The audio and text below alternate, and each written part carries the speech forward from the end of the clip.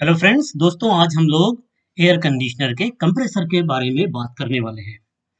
ये कंप्रेसर्स हमारे air conditioners में विंडो में और स्प्लिट में दोनों जगह पे लगते हैं। तो डिटेल में हम लोग इसकी बात करेंगे। बेसिकली कंप्रेसर का काम क्या है? ये हार्ट होता है हमारे सिस्टम का, और ये वेपर को, जो हमारी गर्मी लेकर इवेपरेटर से आ रही है, सक करता है और उसका प्रेशर बढ़ा के उसको आगे बढ़ाता है। तो हम लोग यहाँ पे पूरी वर्किंग इसकी देखेंगे कि एक हमारा कंप्रेसर जो है वो किस तरीके से ऑपरेट करता है हमारे एक सिस्टम में। तो यहाँ पे एक विंडो एयर कंडीशनर के बारे में हम लोग बात करने जा रहे हैं। ये एयर कंडीशनर किस तरीके से फंक्शनल होता है। तो देखिए, ये एयर कंडीशनर है सामने हमारे,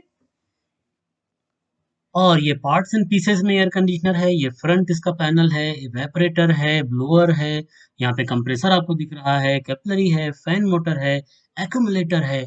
तो जिस वक्त कंप्रेसर हमारा फंक्शन करता है और साथ में हमारे ब्लोअर भी चलना शुरू होता है, एग्जॉस्ट फैन भी चलना शुरू होता है, तो क्या फंक्शनैलिटी होती है? क्योंकि हम लोग रोटरी कंप्रेसर यूज कर रहे हैं, तो रोटर जो है वो इसका इस सामने आपके मूव कर रहा है, और ये गर्मी जो हम खींच रहे हैं वेपरेटर से, उसको कंप्रेस करके ये सीधा भेज रहा है कंडेंसर में।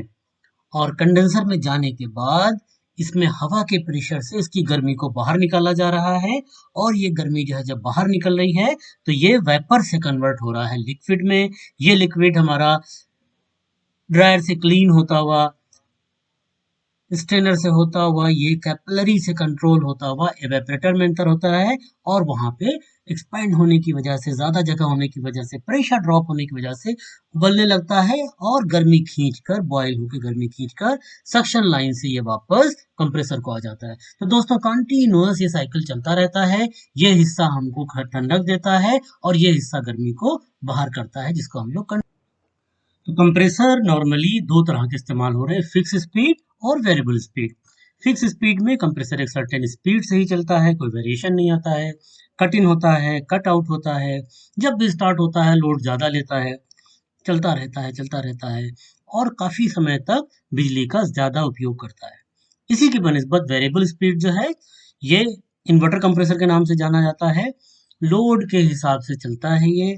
जब भी स्टार्ट होता है, बहुत कम लोड हमारी लाइन के ऊपर डालकर स्टार्ट होता है, और फ्रिक्वेंसी इसकी अप एंड डाउन होती है, जिसकी वजह से स्पीड को कंट्रोल करता है ये। कूलिंग ज़्यादा चाहिए होती है, थोड़ा हाई स्पीड में कंप्रेसर चलता है। कूलिंग कम चाहिए होती है, थोड़ा कम स्पीड में कंप्रेसर चलता है। तो धीरे धीरे धीरे धीरे हमारे एयर कंडीशनर सब ही वेरिएबल स्पीड पर कन्वर्ट हुए जा रहे हैं। नॉर्मली फील्ड पे हमको दो तरह के डिफेक्ट्स मिलते हैं, एक इलेक्ट्रिकल होते हैं और दूसरे मैकेनिकल डिफेक्ट्स होते हैं। इलेक्ट्रिकल डिफेक्ट्स में वाइंडिंग शॉर्ट हो सकती है, ओपन हो सकती है, ग्राउंड हो सकती है, इसी तरह से लूज कॉन्टैक्ट्स हो सकते हैं। मैकेनिकल में अगर हम लोग देखेंगे तो लो पंपिंग, नो पंपिंग, जैम हो सकता है कंप्रेसर, और नॉइजी हो सकता है। जहां तक जैम कंप्रेसर की बात है, तो दोनों में आपको जैम मिलेगा, इलेक्ट्रिकली भी जैम मिलेगा और मैकेनिकली भी जैम मिलेगा। कई बार कंप्रेसर जो है वो गर्म होके जाम हो जाता है। तो हम लोग देखें आगे चल के कि किस तरीके से कंप्रेसर्स हमारे वर्क करते हैं, कैसे हम इसके डिफेक्ट्स का पता कर सकते हैं। तो हमारे पास एक बढ़िया क्वालिटी का मल्टीमीटर होना चाहिए और एक मैनिफोल्ड होना चाहिए। दोस्तों, अगर क्वालिटी के इक्विपमेंट रखेंगे तो हमेशा आपको आसानी होने वाली है। तो यहाँ पे हम लोग कोल्ड टेस्ट पहले करेंगे, बिना इलेक्ट्रिसिटी के। फिक्स स्पीड और हमारे वेरिएबल स्पीड, मतलब इन्वर्टर कंप्रेसर, तकरीबन एक ही तरह से टेस्ट होते हैं। इसमें हम लोग रेजिस्टेंस चेक कर लेते हैं तीनों टर्मिनल्स के ऊपर। जो हमारे फिक्स स्पीड वाले हैं उसमें आपको एक ही जैसा रेजिस्टेंस नहीं मिलेगा। जो हमारे वेरिएबल स्पीड वाले हैं उस पे आपको एक ही जैसा रेजिस्टेंस मिलेगा। तो हम लोग रनिंग स्टार्टिंग कॉमन पॉइंट्स को चेक कर लेते हैं, या अगर हमारा वेरिएबल स्पीड है तो उसमें हम लोग यूवीडब्ल्यू को चेक कर लेते हैं।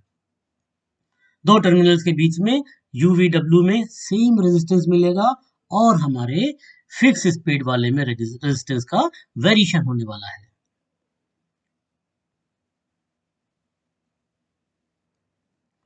तो यहाँ पे आपको UVW तीन टर्मिनल्स दिख रहे हैं हमारे इन्वर्टर कंप्रेसर के। तीनों में रेजिस्टेंस सेम होगा, क्योंकि अंदर की वाइंडिंग से ये कनेक्टेड है, और इसमें मैग्नेटिक फील्ड की मदद से और एक रोटर, इसमें मैग्नेटिक रोटर होता है, उसकी मदद से कंप्रेसर हमारा फंक्शनल होता है, स्पीड अप होता है। अब अगर वाइंडिंग शॉर्ट है तो क्या होने वाला है, मीटर को हम लोग कंटिन्यूटी पे रखेंगे और शॉर्ट वाइंडिंग को अगर चेक करते हैं तो वहां पे हमको नॉर्मली क्या इफेक्ट मिलने वाले होते हैं। दो टर्मिनल के बीच में रेजिस्टेंस आपको बहुत कम या जीरो मिलने वाला है। तो अगर वाइंडिंग हमारी शॉर्ट हो गई है तो ये कंडीशन आपको मिलने वाली है, जो भी रेजिस्टेंस आपको दिख रहा था वो रेजिस्टेंस एकदम कम हो जाने वाला है। दो टर्मिनल के बीच में हम लोग रेजिस्टेंस चेक कर सकते हैं बहुत इजीली।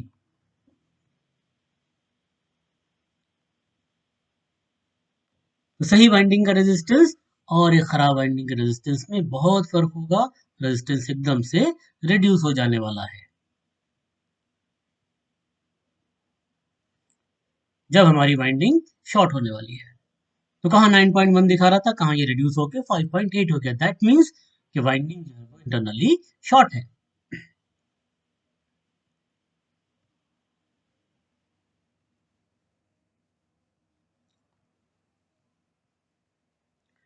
यहाँ पे बहुत क्लियरली आपको दिख रहा है, आपको अलग अलग उसमें नजर आ रहा है कि वाइंडिंग शॉर्ट है तो किस तरीके से आपको यहाँ पे नजर आएगा, रेजिस्टेंस कम होने वाला है।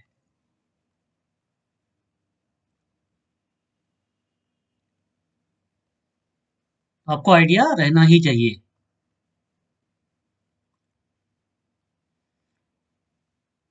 तीनों पिनों में आप लोग देख रहे हैं कि रेजिस्टेंस रिड्यूस हो गया है।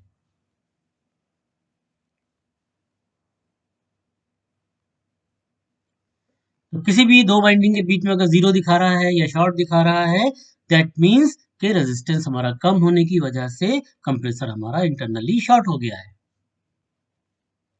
ओपन वाइंडिंग के लिए इसी तरह से हम लोग मल्टीमीटर लेंगे, वाइंडिंग के बीच में रेजिस्टेंस देखेंगे, आपको रेजिस्टेंस जो है वो OL दिखाएगा, आउट ऑफ लिमिट दिखाएगा। दैट मीन्स कि कनेक्टिविटी नहीं है। कंटिन्यूटी पे भी करके हम लोग चेक कर सकते हैं।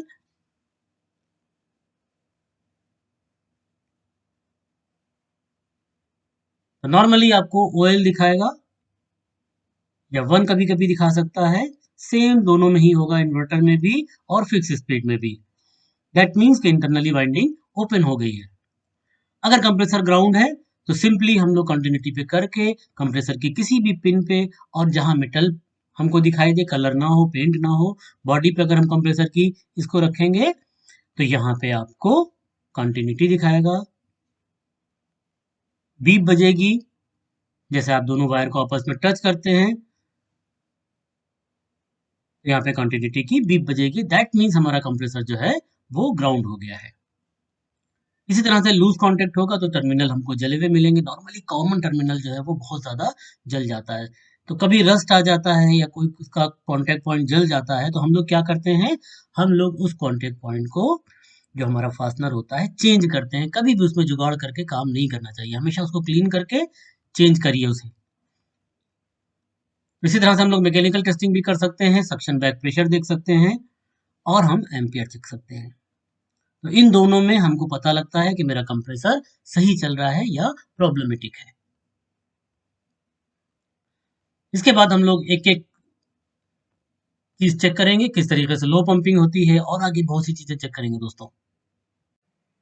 तो दोस्तों यहाँ पे हम लोग बात करते हैं, अगर पंपिंग हमारे कंप्रेसर की कम हो गई है तो बेसिकली एम्पियर थोड़े कम दिखाता है, जो भी रेटेड एम्पियर है उससे।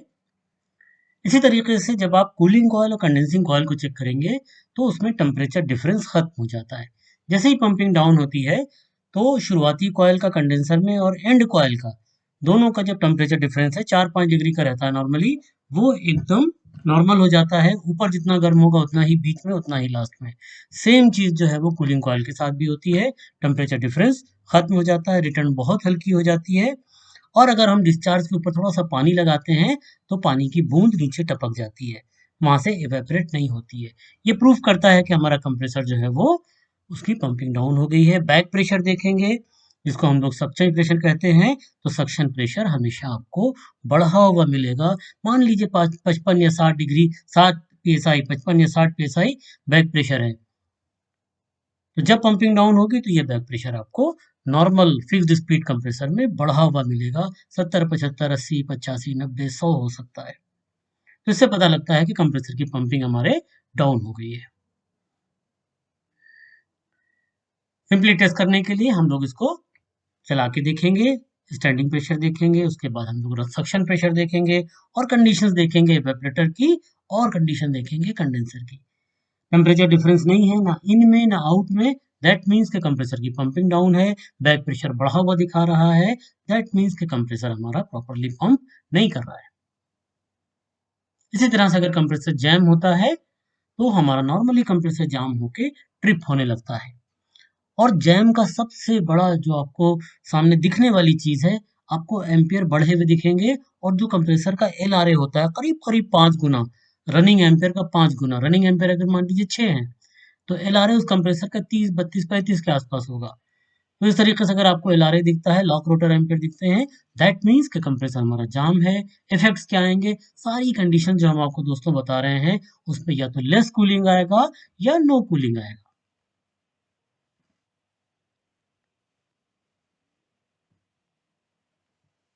यहाँ पे हम लोग सिस्टम के प्रेशर देखेंगे कि किस किस तरीके से सिस्टम जो है वो हमको प्रेशर्स दिखाता है अलग अलग रेफ्रिजरेंट्स पे। तो यहाँ पे आप नोट डाउन कर लीजिए, इसकी स्क्रीनशॉट ले लीजिए। लाइन से आपको R32, R22, R290 इन सब के बैक प्रेशर्स, और ये आपको ये वाली लाइन दिखा रही है R22 का, ये 410 का, ये R290 का और ये प्रेशर आपको R32 का है। इसमें आपको बैक प्रेशर भी दिया गया है और डिस्चार्ज प्रेशर भी दिया गया है। तो दोस्तों इस तरह से हम लोग कंप्रेसर्स को प्रॉपरली चेक कर सकते हैं। तो धीरे धीरे हम लोग सीखते जाएंगे, आगे बढ़ते जाएंगे और अच्छे से काम करेंगे तो रिजल्ट भी अच्छे ही आने वाले हैं। थैंक यू वेरी मच दोस्तों।